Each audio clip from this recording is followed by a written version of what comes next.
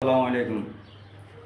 আমি 17 বছর 8 নম্বর ওয়ার্ডের যুবদলের সভাপতি মোহাম্মদ ইউসুফ। 18 সালে আমি জায়গা কিনছি। 18 সালের জন্য জায়গা দখলে আছে।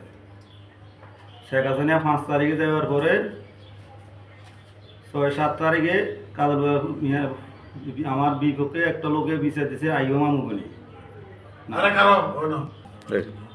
কাজল ভাই যাচাই বাছাই ছাড়া আমার জায়গা তৃতীয় ভোগ করে বুঝাই দিয়েছে আরও আরে মারবো ধরবো কিরাইব এগুলা কইরা টোকাইয়া ফোলা ফাইন দিয়া জায়গাটারে আমার বেড়াটারে ফালাই দি জায়গাটা দখল করাই দিছে তৃতীয় ভোগ করে টোকাইয়া ফোলা ফাইন দিয়া।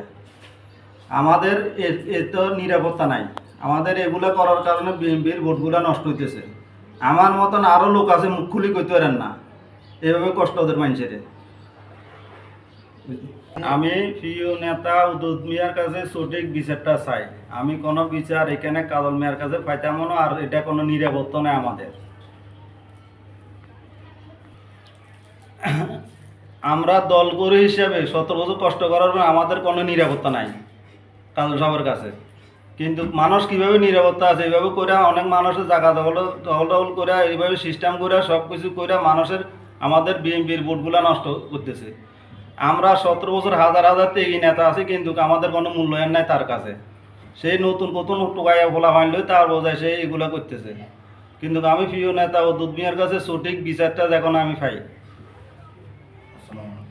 আসসালামু আলাইকুম।